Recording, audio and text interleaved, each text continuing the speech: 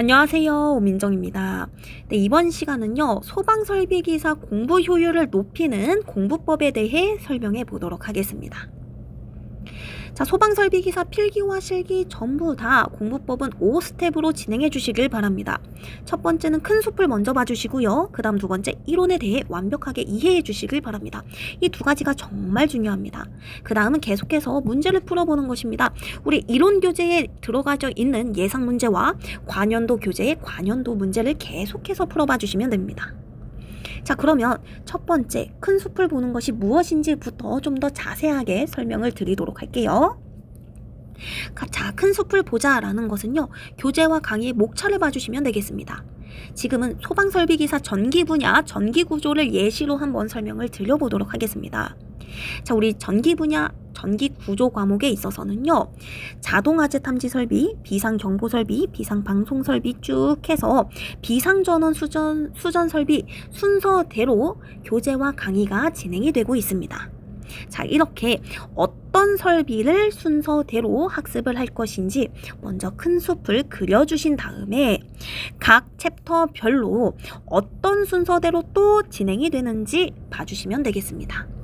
자, 아까 전에 제가 전기구조에 있어서 가장 먼저 배우는 것이 자동화재 탐지 설비라고 했죠. 자동화재 탐지 설비 챕터를 가주시면 또 이 순서대로 진행이 됩니다. 자동화재 탐지 설비에 있어서 가장 중요한 것이 경계구역이거든요. 그 경계구역의 정의 설정, 산정시 주의사항 배울 것이고요. 그 다음 수신기, 발신기, 감지기, 중계기 등등에 대해서 배울 것입니다. 자, 그러면 이렇게 여러분들이 큰 숲을 먼저 그려주세요. 그 다음 정말 중요한 게 이론에 대해서 완벽하게 이해하는 것입니다.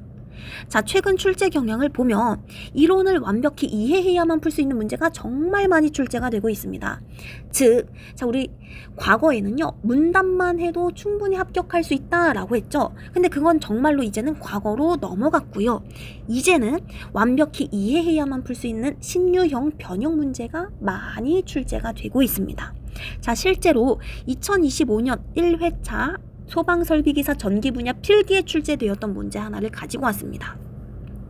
자, 자동화재 탐지 설비 화재 안전 기술 기준에 따라서 우선 경보 방식을 적용해야 되는 그 기준과 우선 경보 방식을 적용했을 때 화재가 발생한 층에 따라서 어디에 경보가 울려야 되는지 그 기준에 대해서 학습을 했습니다.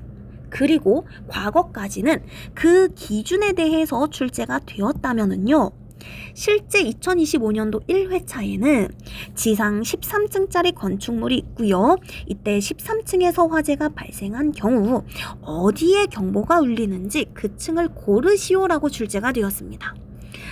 문답을 하신 분들은 헷갈리셨을 만한 문제이고요. 실제로 많이들 틀리셨습니다. 하지만 우리 이해를 완벽하게 하신 분들은 이거는 쉽지 하면서 정답 3번 13층이잖아 라고 풀고 맞추신 분들도 계십니다. 자, 이렇게 필기뿐만 아니라 실기까지 전부 이론을 완벽히 이해해야만 풀 수 있는 문제가 많이 출제가 되고 있습니다. 그래서 꼭 이론에 대해 처음부터 끝까지 학습을 해주시길 바래요. 자, 그 다음은요, 계속해서 문제를 풀어주시면 됩니다. 자, 우리가 이론에 대해서 완벽하게 학습을 이해를 하실 때까지는 그래도 시간이 어느 정도 소요가 됩니다.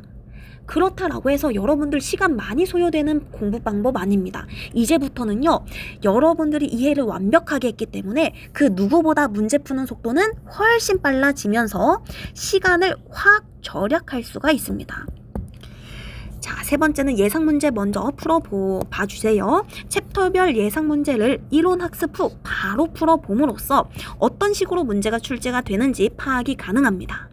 자, 이렇게 예상 문제를 풀어주셨으면 이제는 관연도를 남은 시간 계속해서 N회독 해주시면 됩니다. 자, 처음 관연도를 1회독 하는 데 있어서도 시간이 많이 절약이 될 겁니다. 아시겠죠?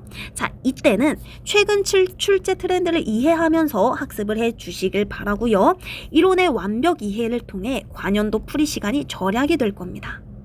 그 다음 N회독제부터는 취약한 부분을 집중적으로 계속해서 N회독 해주시면 됩니다.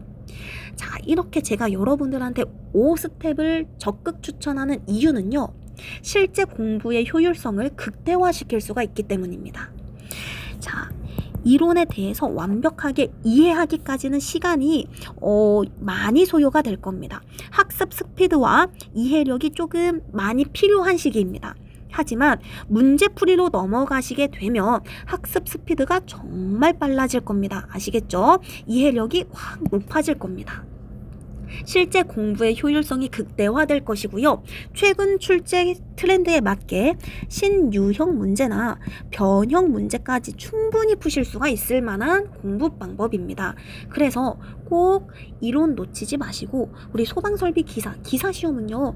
필기는 문답으로만 가능합니다 라고들 많이들 얘기를 하죠. 하지만 최근 출제 경향에 맞게 꼭 이론까지 학습을 하시고 넘어가 주셔야 향후 실기 그리고 실기 지나면은요 여러분들 소방설비 기사에서 머물지 마시고 관리사나 기술사 상위 자격증도 준비하시겠죠.